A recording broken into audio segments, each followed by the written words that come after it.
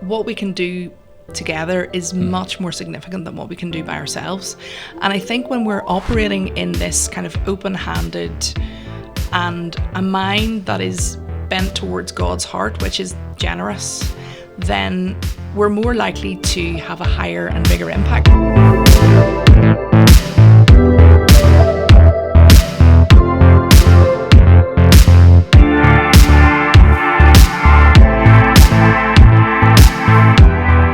Hello and welcome to a new episode of Guild Faith.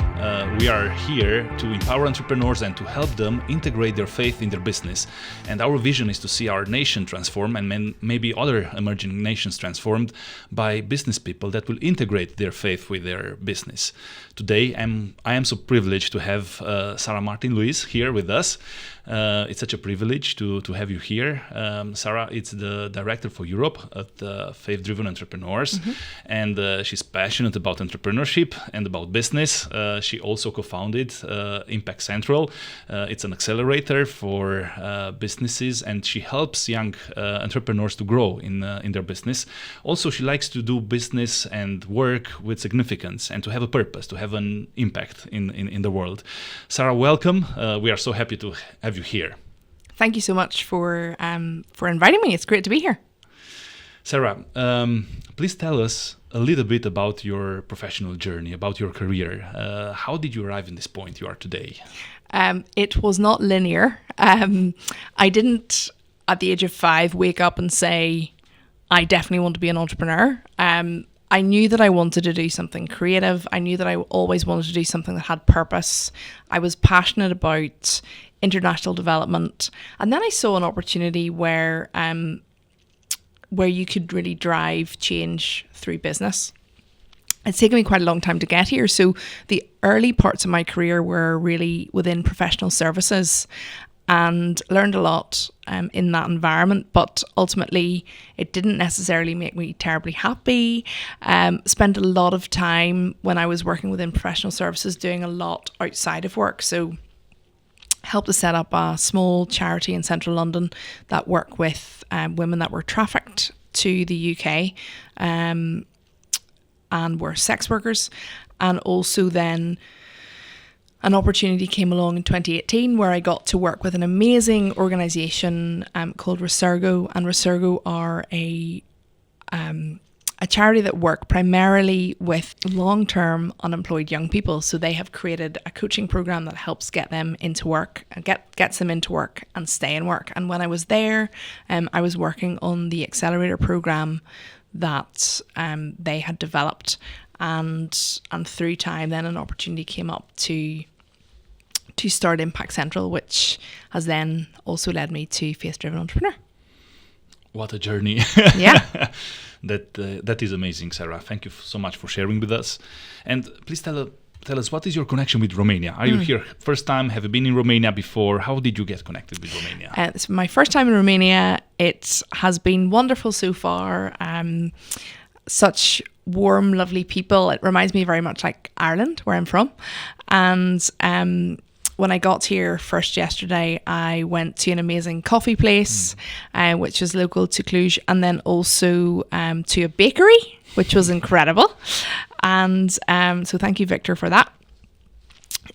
My only other interaction with Romania up until this point really was, I mentioned previously, women that I worked with within that small anti-sex trafficking organisation had come from Romania and were working in brothels in London. So that's really it so far. How do you think entrepreneurship can help, and what is the role of an ecosystem? Sure. So I think if I can just start by talking about Faith Driven and the vision that they have, and then I'll come back to the kind of second part, if that's okay. So Faith Driven have this vision where they want to build a dedicated movement to gather 1 million Christ-following entrepreneurs, equipping them so they can fulfill their calling and create transformation in the world like you've talked about. And I'm really excited about that because I've seen in a relatively short period of time how God is really on the move, activating the hearts of Christian entrepreneurs in Europe. And I think there's such a huge opportunity there. We can often feel like we're not going to make an impact if we are on our own, developing a small business with a small ripple effect to just one or two kind of points of separation after that. And I think the benefit of developing ecosystems is that connectivity. So what we can do together is much more significant than what we can do by ourselves. And I think when we're operating in this kind of open-handed and a mind that is bent towards God's heart, which is generous, then we're more likely to have a higher and bigger impact. So I'm really passionate about community and ecosystem development. I think a lot because I've seen how it works really well. And I think when you come to it with a heart of generosity, understanding that there is enough room at the table for everyone, and that when we do actually gather together, the impact overall is more significant. How can we go from, for example, being everybody alone and doing business by ourselves to do something in collaboration or working towards an impact or something with a purpose? Because where we come from, it's like first generation of entrepreneurs or second generation in Romania, and we don't really know how to collaborate. Everybody's building their own business and they're very overwhelmed with what they do in operations. But what you talk about ecosystem, it's like, okay, connectivity and working together and knowing what's going on. How can we transfer from everybody alone maybe to connectivity? Yeah, I think it's really difficult in the beginning because lots of people have their own priorities and their own vision for what success looks like, and even within the church as well. And I think organizations like Guild is amazing because what you're trying to do is connect entrepreneurs across the country so that there are more opportunities for people to cross-promote each other's businesses. I think as well, if you take it right back, it starts with relationship. And the only way that trust can be built, because that's what good business is built on, trust and your reputation and all those things. The only way that trust can be built is when people see consistently that you keep showing up. And once people can see that you consistently keep showing up, then that layer of trust grows and grows and grows. And I think when you have trust as a foundation, like in any relationship, you have the opportunity to collaborate not only on the practical everyday things, but on the visionary things that drive hope. So last night I was chatting with Oana and we were talking about journey of generosity and what that looks like.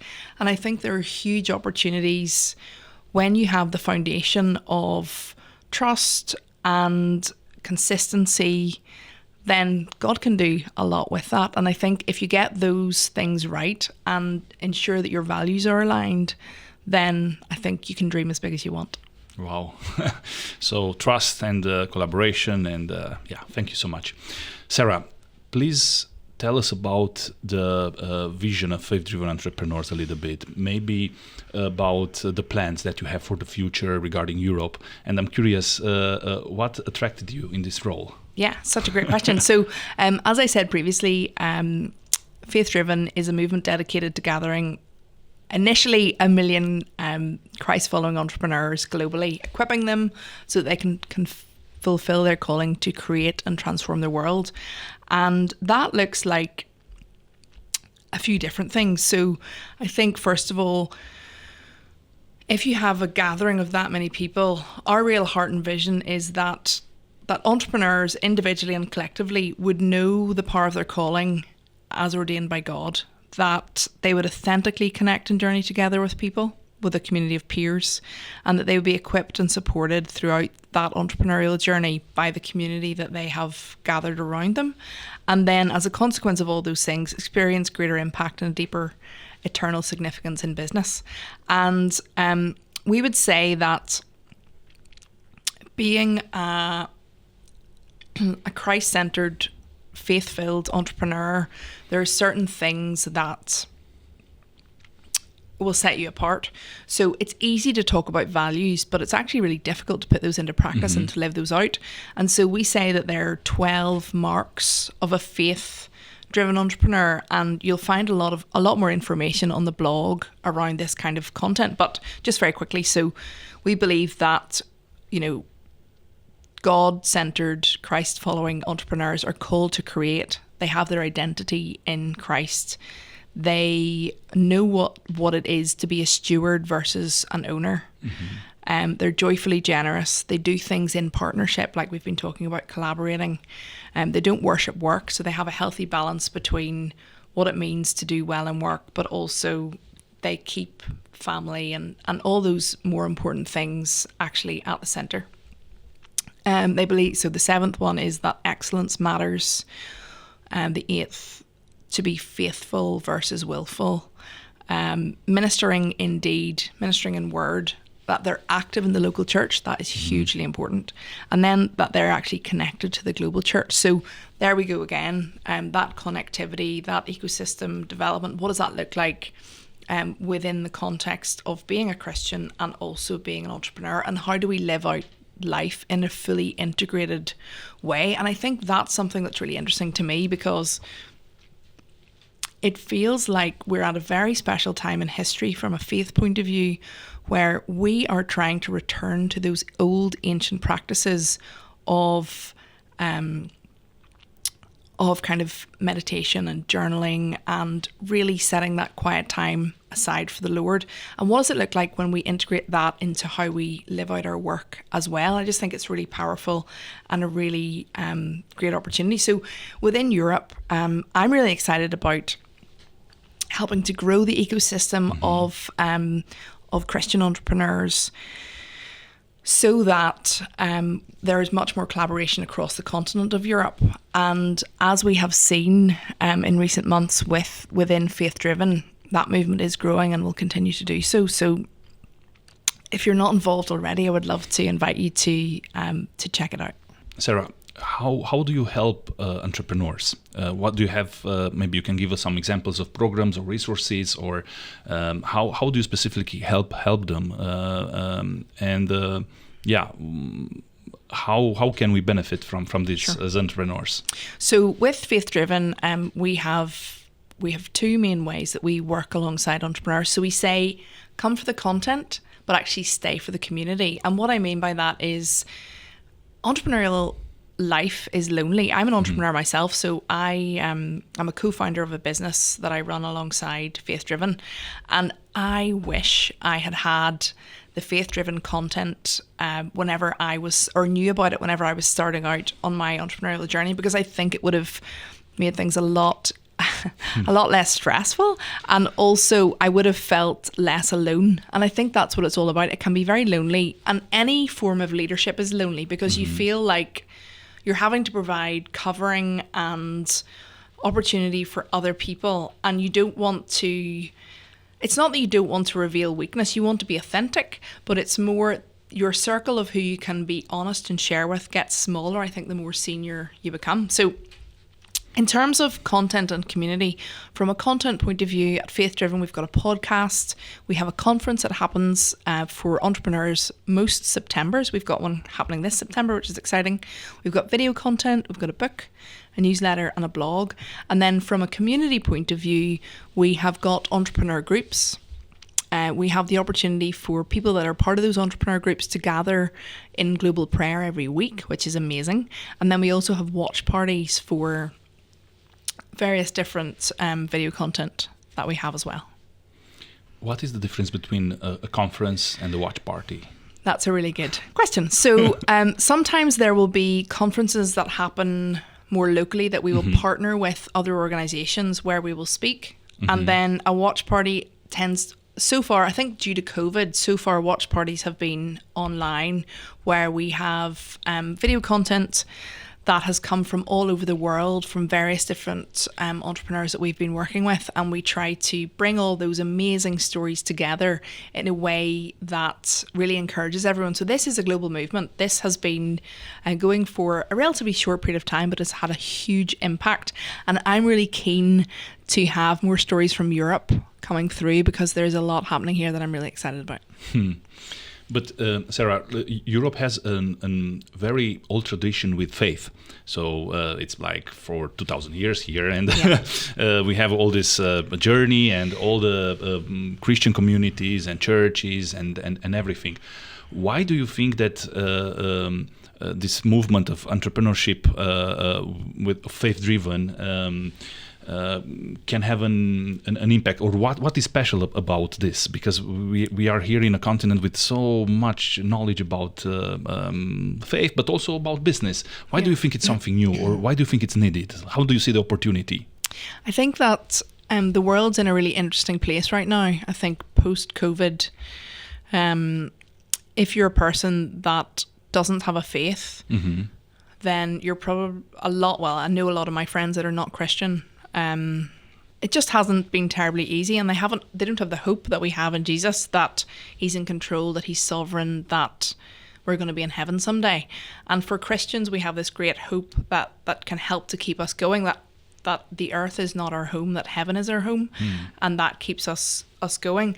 In terms of integrating that with business, there are so many problems in the world, so many, and it feels like they have accelerated in recent times. And doesn't the Bible talk about that we have been living in these end days since Jesus came? I feel that as people of faith, we've got the answer to what the world is looking for, and the world will often try to fill that void with success, with getting rich, with products and services, and consuming lots of stuff and lifestyle and holidays. And none of those things are bad in themselves, but when they try to satisfy this hole that we all have in our heart that only God can fill, then there's this kind of empty, slight void of not feeling like things are going okay. And I just really believe that as Christians and entrepreneurs, we can see the problems, we can innovate solutions. And wouldn't it be amazing that the biggest problems are solved by people of faith because they've stepped out to see this is not God's heart for this area or this situation or this problem. I know what his heart is. I'm going to create a solution for that. So I'm really passionate about seeing that in action and feel really hopeful because there are so many awesome Christian entrepreneurs out there that have the capacity to create solutions to these problems. Sarah, in Romania, for example, we face this challenge of the separation between, for example, sacred and divine. We consider ourselves a Christian nation, like 97.5%. We are the second nation in the world after Vatican as Christians in percentage. But we have this separation. We think about, okay, I'm going to church on Sunday, and then Monday it's a business day, it's work, and I do things like everybody else does, and we don't know how to integrate. From your experience working with entrepreneurs and with faith-driven entrepreneur, what do you think would be some important things for an entrepreneur to live up their faith, to have trust, to take the responsibility of saying, look, I'm a Christian, I'm a disciple of Jesus here in business, and for me, business it's my ministry and my calling. Why do we have this separation? And how can we limit that? Wow, that's so many questions in one, Ruben. It's going to take me a while to answer that. It's really interesting. I think from a historical context, it's often been the case in Europe.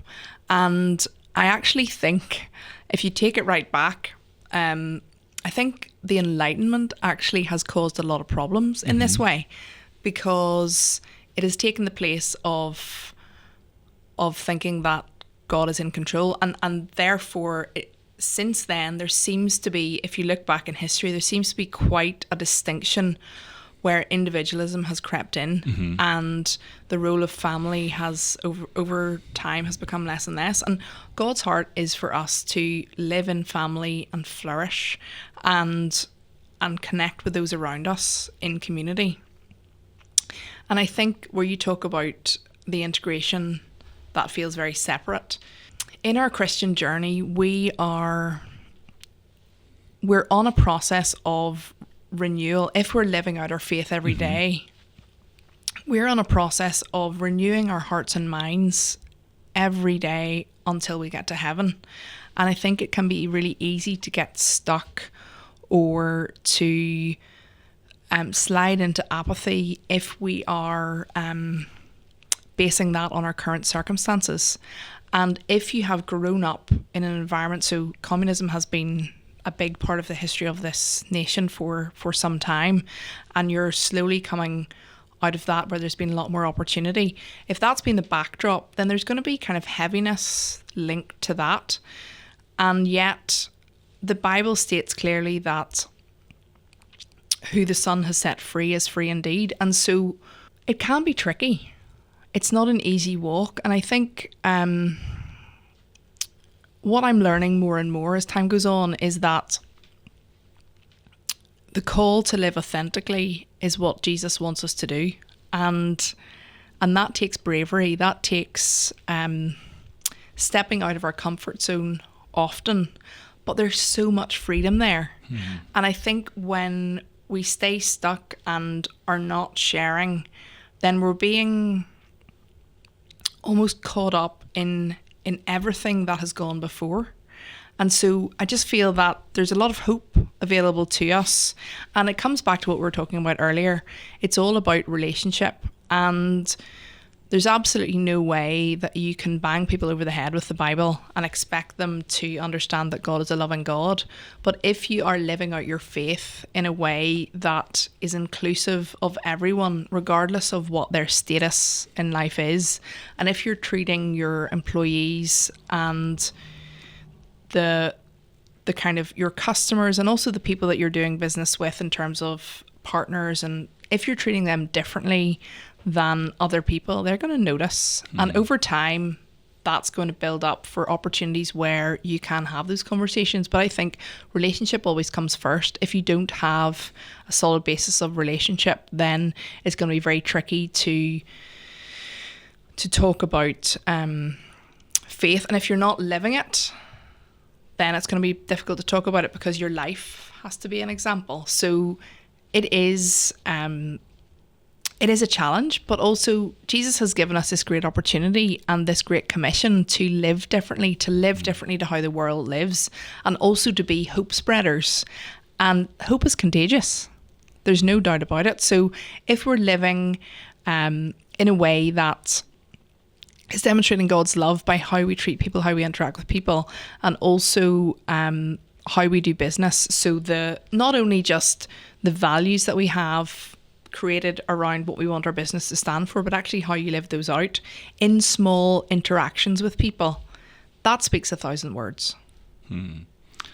Sarah, thank you so much for sharing. And I understand how important relationship is in business and trust. And how do you see the role of the people in a business? As an entrepreneur, you're also an entrepreneur. You also need to achieve some objectives. Yeah.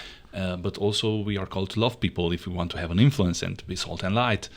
How do you think an entrepreneur can manage this tension between achieving objectives and results that are needed in a business and also loving the people in the business, your own people in your organization? Where do you see the balance? It's always a tricky one, isn't it? Because as people, we're not always straightforward, and we all have our own stuff and our own baggage, and sometimes we bring that into our working life, or it seeps into working life because of whatever is going on in our life. And I think if you're going to be a business that's different, you also want to be a business that takes a whole life approach. So are you actually caring for your employees and people that you're working with and wanting them to have a balanced life, or are you just focused on results? Because they will know very quickly. And I think if you are holding that in balance where, yes, everybody is motivated to work hard because, well, it makes you feel better, doesn't it? When you know that you're pushing forward and you're developing traction. But also if people know that, yes, results are important. Yes, we need to hit these numbers, but also the way that they're treated. So there are very simple things I think that you can do to motivate people that you work with in a way that doesn't cost the business any money, but also makes their quality of life a lot better. And I've seen that done in various different places, and I'm like, wow, like that was clever. So, things like flexibility around family. I'm really passionate about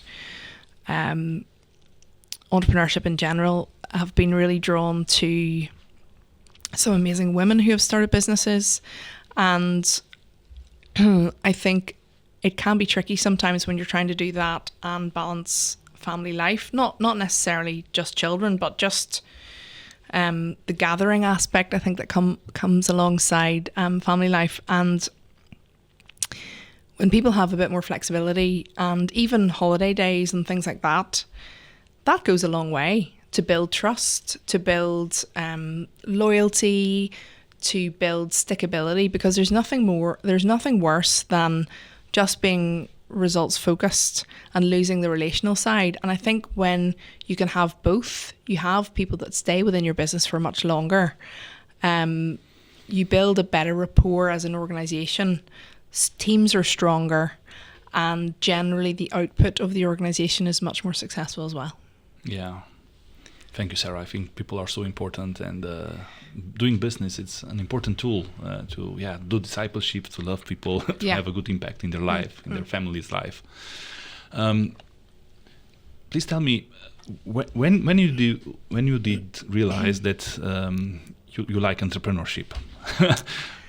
That's a really good question. When I was about 5 or 6, my granddad built this very cute little wooden house, and it was called Cherries, and it was a little shop.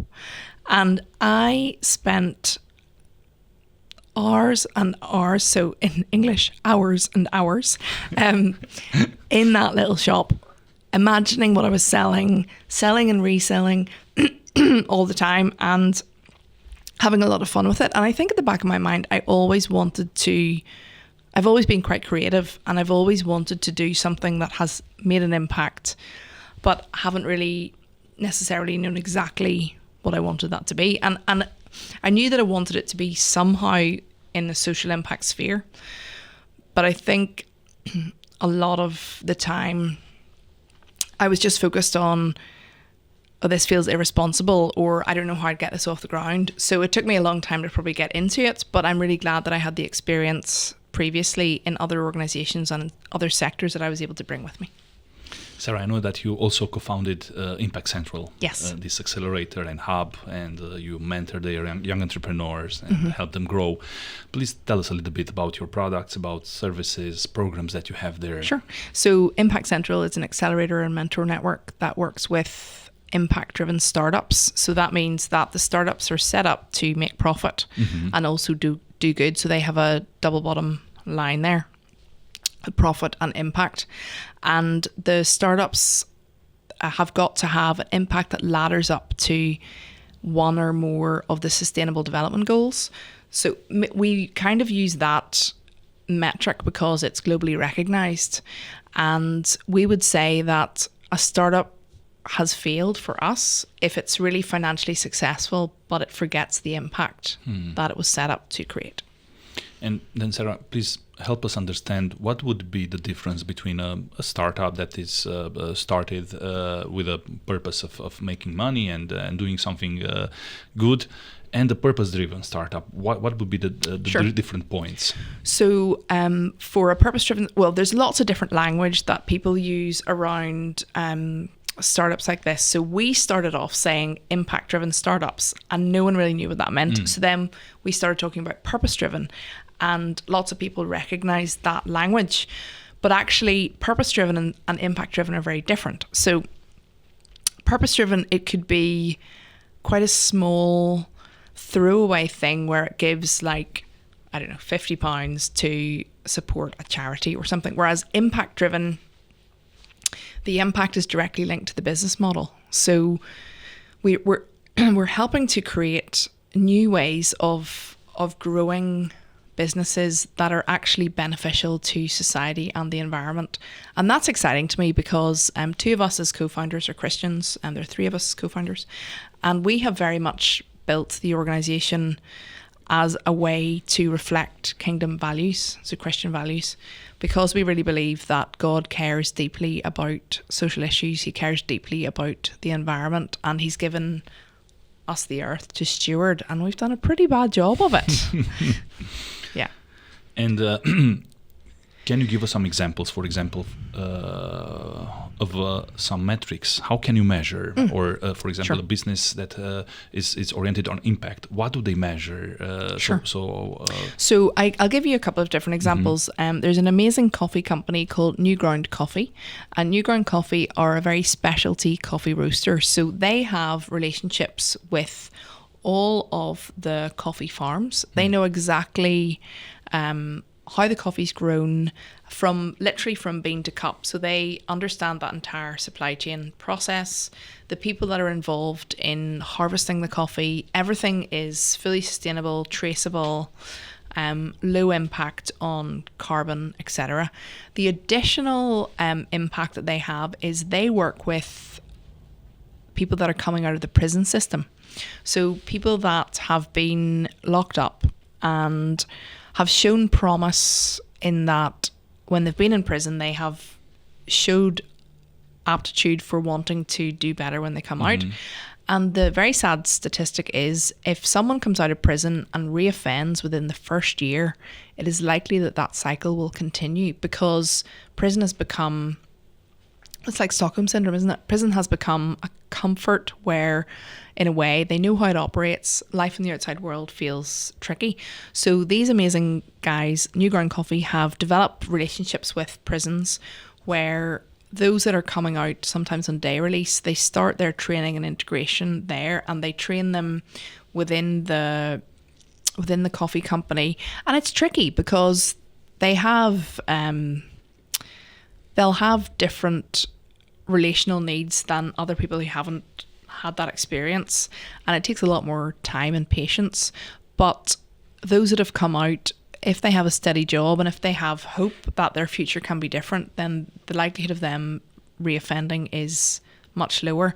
So we will look in that example, we'll look at supply chain. We'll also look at the number of people or the number of hours that they have contributed to working with ex-offenders, and the number of ex-offenders that have come out of prison through their program and either stayed with the organisation or gone on to do something else. Like, that is saving the UK government a lot of money every year. And so that's one example. Another example would be this amazing fashion company.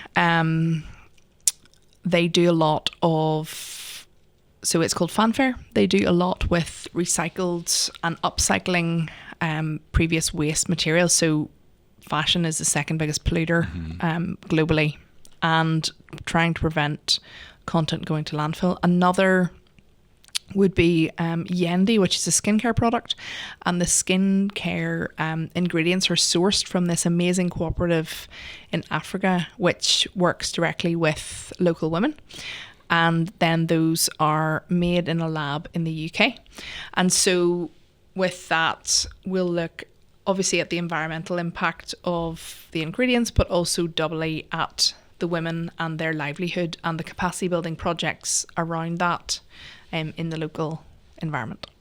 Wow, thank you so much for sharing. It's very good to have examples, because then we can get inspired and see what is possible. Yeah. Sarah, what do you think is the role of a mentor, for example, for a founder? As a startup in Romania now, we have more and more startups, and that's a good thing. But at least until the recent years, we did business just direct. We learned from books and going to conferences. We didn't really have models. Yeah. What do you think is the role of a model, of a mentor for a founder, and how can we help them to do that? Yeah, well, I think it's like anything else in life. If there's someone that is on the road a little bit ahead of you and has had experience and has had some pitfalls, then isn't it better to learn from them? And I think also seeking out a mentor is actually something quite humbling about that, because you're recognizing in yourself, I don't have all the answers. I think I have all the answers, but I just want to, double check. I think it's wisdom. I think it's wise to seek the counsel of others, and the Bible talks a lot about that. And I think as well, it's a great opportunity to extend your network, because often if you're choosing a mentor who is more senior to you in years and experience, they will have their own network of people that they will gladly probably pull in. People love helping people. If you're asking someone for their advice, they probably feel quite honoured, and subconsciously will do probably what they can to help you succeed. So I think it's wisdom having any kind of mentor. I always talk about creating the board you can't afford. So in my own life, there are certain people that I will go to talk about specific things within my business. And it's almost like I have created a mini board of directors for myself. And those people I would consider to be mentors because they're further down the road. They've been entrepreneurs for longer than I have, and they have gained a lot of wisdom in that journey. Wow. So using the experience and the wisdom of other people and activating that. It's amazing. Sarah, business can be challenging sometimes, so it's not always an easy journey. We are faced with many challenges. From your experience helping leaders grow their businesses, what do you think are the biggest challenges for an entrepreneur, and what would be the resources that exist there in the ecosystem? Yeah, goodness. If I knew everything I know today about what it would have been like to start a business, would I have started a business? And I think sometimes it's good to be blind. For a period. For a period, correct, yes. I think tenacity and resilience are probably two of the key skills that you need in life in general, but particularly in business, because you get knocked down so many times and you have to back yourself, and even when you don't feel like backing yourself. And I think for me that was the hardest bit, because internally you're just like, I don't know if this is going to work. And then in the same day, this is definitely going to work. Is it going to work? I'm not sure. Yes, it's definitely going to work. And that roller coaster from, at the very, very start, those early days of business, is so tricky and so taxing on your mind. So that's why I think it's really important to have really good people that can speak into your life, good people that are friends or family that can encourage you when you're going through those tricky stages, and good people that can call out, I see this in you. I know you to be this person. I know that God's put this in your heart. I want to encourage you to keep going. And it just often takes an encouraging word from a friend when those tricky times come to help steady and level you out. And I think as well, from a faith point of view, it can be really difficult when you've really felt that God has confirmed that you should step forward in this area of business, and it's still hard. And then you're just like, did I really hear from God, or did I just go ahead because I felt that this was the right thing to do? And it can be quite tricky from a faith perspective. But I think what I would say is God is so faithful, and any kind of failure or setback is never final. It's always a stepping stone to the next thing. And that's what I've been learning over the course of my professional life. There have been many tricky times and many things that I wish I hadn't had to walk through. But actually, those are the experiences that have strengthened me in my faith, and kept me going to the next thing. I feel like I didn't answer part of that question. No, you answered very good, and I have a follow-up question. Okay, good. So, if you could give an encouragement message to a young entrepreneur, or maybe a woman, a man that is in business in the early 20s, they start a business here in Romania, from what you've known until now about Romania, what would you tell them to encourage them? I think, a couple of different things. You're never going to know everything. So always keep learning and have a growth mindset. I would say from a mindset point of view, assume that you don't know everything and you'll be in a better place. I think equally as important to that is gather in community, develop your own ecosystem, gather with others like Guild who are providing opportunities for you to meet and network and collaborate. Most importantly, keep your faith front and center, and just keep going. Wow, thank you so much, Sarah. It's really encouraging, and we really believe that there is a a young generation of entrepreneurs that are raising, and we really believe that they can have an impact in this nation, maybe in other nations. Yeah. So let's see a little bit about the end in mind. For example, how do you define your success? How do you know that you're a successful person as an entrepreneur or as a businesswoman? That's a really good question. I think success looks different at different stages of life, and I think it's very much in what you put your identity in. Mm-hmm. I think for me, have I been faithful in what I feel like God's called me to do?